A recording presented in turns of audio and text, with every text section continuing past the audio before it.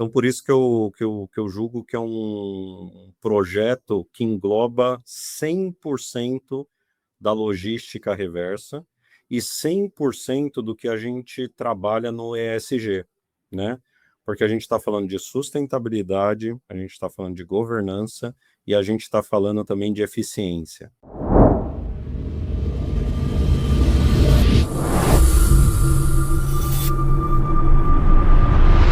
Olá, sejam bem-vindos a esse quadro Executive Talk, esse espaço onde nós convidamos executivos, como é o caso do Edgar Ribeiro da Silva, que está aqui com a gente hoje, para ter um espaço mesmo onde eles possam, né, compartilhar aquilo que tem feito, né, e também conhecer um pouco mais de líderes que estão à frente aí de grandes operações no seu segmento. Edgar, queria que você se apresentasse um pouquinho para a gente. Entendo que você não construiu a carreira como um diretor de logística comum, se assim eu posso colocar. Entendo que você passou por finanças, vendas, supply chain, tendo aí uma visão integrada e sistêmica, né, bem completa. E ainda é autor de livro, começou a carreira como office boy. Então, certamente tem uma trajetória super interessante, não é à toa que está aqui com a gente. Conta um pouquinho sobre a sua carreira, meu amigo. Obrigado, Emerson. Primeiramente, agradecer aí o convite. Como você bem colocou, né? Eu comecei a minha carreira. Hoje eu entendo que eu comecei minha carreira na logística, né? Como office boy. Então, levar o documento para lá e para cá. Depois eu fiz economia, né? Então, sou economista. No curso de economia, me habilitou até um estágio. Então, fui trabalhar na indústria, na Dupont. Lá eu fiquei na área financeira, depois eu passei pela área comercial, fui inclusive, me tornei gerente regional de vendas, né? Então uma coisa bem distinta, né? Um financeiro ir para vendas. Depois eu acabei mudando para Cielo. Na Cielo também fui como business partner de finanças e assumi a gerência de planejamento e orçamento de logística, que foi ali mesmo que começou a minha carreira e o bichinho picou, né? E aí você não larga mais o supply. Fiquei vários anos na Cielo, depois eu fiz uma transição para o mundo de telecom, vim para Claro e trabalhei em grandes projetos até conseguir alcançar a posição aqui como diretor de logística. Maravilha, maravilha. A gente sabe que você liderou uma transformação grande na logística reversa da Claro, né, que juntou tecnologia, um novo modelo de triagem, né, e até mesmo embalagem retornável no lugar de papelão. Você enxerga como você vê essa atuação que você teve e outras que sejam, né, mais inovadoras e pioneiras que você pode compartilhar com a gente? Claro, eu vejo que o trabalho que nós fizemos aqui na Claro, né, obviamente eu não faço nada sozinho, né, junto com o meu time de especialistas, eu posso dizer que a gente causou uma transformação num segmento que se fala muito, mas a gente vê poucas coisas acontecendo, né, que é o caso da logística reversa. A logística reversa, no caso, num mercado como o de telecom, não é aquela logística reversa normal de devolução de produto ou desistência, né, da compra, alguma coisa assim. Na verdade, nós trabalhamos com muitos ativos. Como estes ativos são de nossa propriedade, é nossa obrigação trazer esses equipamentos de volta e transformá-los para que a gente possa utilizar para atender outros clientes. Ou seja, contribuindo muito com a economia circular, né?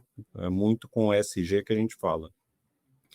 E quando nós começamos a trabalhar a logística reversa, né, que desde basicamente da fundação da Claro, né, desde dos primórdios ali com o NET, com o Embratel e com o Claro, sempre houve a logística reversa, né, sempre houve a preocupação de a gente trazer esses equipamentos de volta para o nosso CD.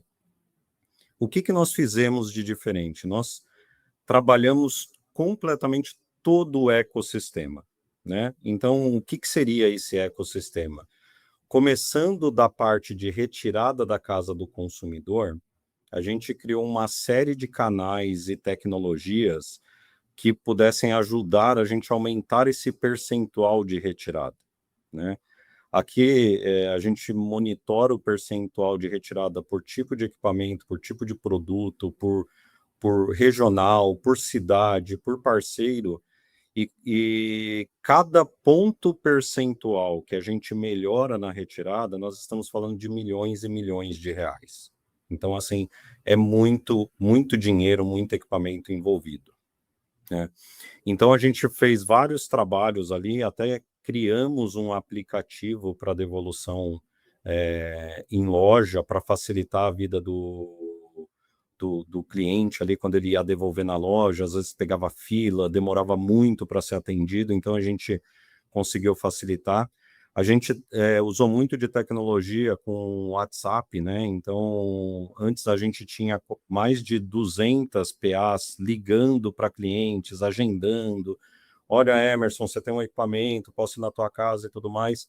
A gente criou uma solução junto com o WhatsApp, onde o cliente escolhe qual canal que ele quer devolver, e a gente reduziu mais de 50%, por exemplo, dessas PAs e ainda aumentou o percentual de retirada, ou seja, foi um processo que trouxe muito custo e muita rentabilidade também, além de facilitar a vida do cliente. E quando esse equipamento chega no nosso CD, a gente tinha, né, um processo de triagem, que era o primeiro nível. Então, passa em giga de teste, vê se ele tem algum defeito ou alguma coisa. Se o equipamento não tem defeito, a gente faz todo o processo de higienização, né, para deixar ele like new para atender o próximo cliente. E aquilo que era defeito, nós tínhamos vários fornecedores fora do nosso CD que a gente mandava material para eles, eles faziam o reparo e devolvia para os nossos CDs, né? E aí a gente trabalhou numa solução que eu julgo inovadora. Eu vim de mercado como a Cielo, da indústria, e agora em telecom, e eu não via um processo parecido ainda com o que nós temos. Nós criamos um 4PL da parte de logística reversa dentro do CD. Então, o equipamento que ele volta da casa do cliente e entra no nosso CD, se ele precisar de um reparo, uma troca de placa, trocar uma fonte, trocar algum equipamento técnico, isso é feito dentro do laboratório, dentro do CD. Então, a gente tem quase como uma mini fábrica dentro do nosso CD. Isso só para você ter uma ideia, a gente reduziu mais de 6 mil toneladas de CO2, que era o transporte de sair do CD, ir até o fornecedor e voltar e tudo mais. E além de a gente ter reduzido uma complexidade que nós temos aqui no mundo de supply, né, que é gestão de contratos. Então, eu tinha vários contratos com várias LPUs, eu tinha gente, né, que tinha que ficar controlando tudo isso, e nós conseguimos negociar um contrato onde eu tenho apenas uma LPU. O equipamento ele entra, passa por todo esse processo e sai lá. Então, a gente ganhou tempo, ganhou retrabalho, tempo dos meus analistas fazerem trabalho que realmente sejam melhores, né, de análise e não esse tipo de controle, né? E com isso, a gente também adotou um modelo, porque uma outra dor que nós tínhamos era a devolução destes equipamentos da casa dos clientes nos nossos CDs, né? Então vinham em caixa de papelão, a caixa de papelão não tinha padrão, a caixa de papelão amassa, às vezes era uma caixa reutilizada, molhada. Então você imagina, né? Aquele caos para organizar tudo. E aí nós desenvolvemos através do scrap dos nossos plásticos, a gente conseguiu trabalhar com fornecedores e desenvolvemos uma caixa chamada Claro EcoBox. E essa caixa, ela, apesar de ser plástica, ela tem um aditivo neutralizador de CO2, então ela é ecológica. E essa caixa, ela tem uma resistência e durabilidade de 5 anos. Ou seja, imagina quanto papelão que eu evito com essa... E ela, assim, é muito interessante, por quê? Porque se ela quebrar, rachar, tiver alguma coisa, ela vira matéria-prima também para uma nova caixa EcoBox. Então, eu acho que é um case muito interessante. Toda essa cadeia que nós estamos falando também envolve acessórios, né? Então, eu tenho fonte, eu tenho cabo HDMI, eu tenho controle remotos, e também nós já produzimos também do scrap dos nossos produtos, né? Aqueles produtos que são obsoletos, que não tem mais utilização, a gente também reutiliza o plástico para os nossos controles remotos. Então, nós temos mais de centenas de milhares de controles remotos recicláveis, né, que foram feitos a partir da nossa própria matéria-prima, a partir do nosso próprio resíduo. Então, por isso que eu julgo que é um projeto que engloba 100% da logística reversa e 100% do que a gente trabalha no ESG, né? Porque a gente está falando de sustentabilidade, a gente está falando de governança e a gente está falando também de eficiência, né? Então, não são aqueles projetos que você paga para ser eficiente, né? Você compra crédito de carbono, você compra esse tipo... Não, são projetos que trazem uma eficiência e eles financiam novos projetos como esses que nós fizemos, controle remoto reciclável, caixa EcoBox e tudo mais. Então, acho que projeto interessante para compartilhar com a comunidade. Não, maravilha, maravilha. Agradeço sua abertura para compartilhar, Edgar. Bom, eu vou te fazer uma pergunta e eu queria entender na sua visão quais foram os maiores desafios que vocês enfrentaram para essas iniciativas. Porque eu entendo que também envolve um trabalho multidisciplinar com outras áreas, né? Sim, sim. Eu vou te confessar, Emerson, quando a gente começou a trabalhar e eu provoquei meu time que a gente precisava mudar o modelo, a gente precisava... Eles trouxeram o projeto começando pela parte do 4PL na reversa. E eu confesso que eu fiquei um pouquinho cético, porque o fornecedor, hoje eu contrato o meu operador logístico, que ele contrata um fornecedor especializado para fazer os reparos e tudo mais. Este fornecedor terceirizado, ele é um grande player mundial. Ele é um grande player mundial. Então eu falei, não vai dar certo, né? Ou vai ficar muito caro, ou vai... E no final, a gente foi avançando, foi tendo ideias em conjunto, a 6 mãos, né? Nós, o operador logístico e o fornecedor, e no final a gente conseguiu concluir esse projeto com um grande player mundial, né? Então, assim, algo inimaginável. Então, eu acho que assim, a resiliência, está aberto, trabalhar muito bem as pessoas, né? Porque eu mesmo, né? Quando começa, naturalmente você tem algumas resistências, então é importante trazer as pessoas, trazer os interlocutores, o máximo de stakeholders possível, né? Quando nós desenvolvemos a solução de WhatsApp também, envolvemos a nossa área de inovação, envolvemos a área de processos, projetos, porque uma coisa é você criar a ferramenta, outra coisa é você, como eu ofereço isso para o cliente, como que vai ser a jornada, né? Como que fala, traduz a mensagem da Claro. Então, todo esse envolvimento as pessoas são fundamentais nesse processo, né? Então, a tecnologia está aí, os fornecedores estão aí, mas se não são as pessoas se desafiando, falando, não, é possível, dá para fazer, não, tem uma solução aqui. Por exemplo, também, eu gosto muito disso que nós estamos fazendo, eu gosto muito de participar de eventos que eu vou lá para aprender também. Então, a ideia da EcoBox veio de uma palestra que eu assisti em algum dos eventos, por exemplo, da PepsiCo, que eles fizeram uma embalagem plástica para atender uma necessidade deles na época. Então, eu achei aquilo muito interessante, trouxe para o meu time. A nossa não tem nada a ver, né, com a deles, assim, era mais para salgadinho e tal, mas o feeling, a ideia surgiu dali. Eu falei, peraí, existem soluções além do papelão, né? E aí meu time foi muito mais além, né? Porque uma coisa era a gente construir uma solução plástica e durável. A outra coisa é construir uma solução plástica durável e sustentável.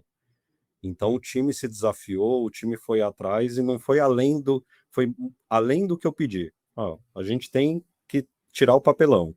Ah, mas a gente vai tirar o papelão com uma solução sustentável. Então acho que esses são os fatores e para mim sempre é, passa pelas pessoas, né? Passa pela liderança desafiar, pelas pessoas comprarem a ideia, se desafiarem e o final, mesmo eu um pouquinho cético lá no início, eu falei, gente, vai ser muito difícil, vai ser muito caro. No final, acabou sendo uma solução barata, sustentável e ainda melhorou a governança. Então, foi um golaço. Não, eu imagino, eu imagino. Acho interessante que você mencionou aí algumas coisas, essa questão de inconformismo, né? Tem que ter um jeito, tem que ter uma solução, algum caminho deve ter. Que é um pouco das habilidades que a gente vê em pessoas que tendem a usar muito bem a inteligência artificial, né? Os inconformados com tem que ter um jeito de automatizar, de fazer isso mais rápido, de tornar esse processo mais eficiente. Acho que essa habilidade ela é crucial e parabéns mais uma vez por isso. Legal. Se você se dá uma ou algumas dicas finais para algum executivo, um colega que estivesse iniciando essa fase, passando pelo que você passou, quer seja nesse projeto ou em outras questões relacionadas à logística, carreira como um todo, qual dica você daria, qual sugestão você teria ali? Olha, tem várias que eu posso falar, mas eu queria destacar uma. É muito importante, às vezes, no nosso segmento, né? A gente tem, às vezes, uma vontade de fazer as coisas sozinhos, né? Assim, vou fechar com o time de logística e nós vamos fazer e depois a gente vai entregar, né? Tem coisas que dá certo, tem coisas que não dá certo, mas eu aprendi que sempre assim, envolvam as pessoas, envolvam as áreas, colete informações. Eu acho que é importante, não necessariamente você precisa pedir amém para tudo, né? Ou uma área, se falar alguma coisa, você deixa de fazer o projeto. Mas é importante, se você conseguir angariar apoio, você consegue entregar projetos que vão muito mais além. E sempre, toda mudança, toda coisa que você vai fazer, vai exigir que você tenha um change management. Então, vai ter que mudar. Então, assim, envolva as pessoas, envolva os times, porque às vezes a gente menospreza o impacto que pode ter um assistente. Porque às vezes você está fazendo um projeto e aquele assistente era a chave para o sucesso, mas ele faz uma atividade, ou ele não está engajado, ele não está envolvido. Então, eu acho que é papel da liderança mostrar para onde vai, mas engajar as pessoas. Que aí trazem soluções como essa que eu falei assim, não foi o Edgar que negociou com o fornecedor, que botou a mão na massa, né? Eu dei o guidance, fiz, obviamente, os status e tudo mais, mas meu time que foi atrás, né? Então, a gente fala muito de IA, mas eu costumo dizer que a IA depende muito de IN, que é a inteligência natural. Então você vai ter o software, você vai ter lá, mas se não tiver o cara que faz o prompt, se você não tiver o cara que pensa o que precisa ser de resposta, não adianta você ter. Então é fundamental isso. Então tem um projeto que você vai transformar coisas além da sua área, e geralmente na logística é assim, envolva as outras áreas, colha informações, alinhe, traga para o seu time, engaje o seu time, desafie seu time. Você vai ver que a solução ela é implantada, não vou dizer com menos esforço, mas ela é implantada de uma maneira que ela traz mais resultado para o negócio. Legal, super interessante.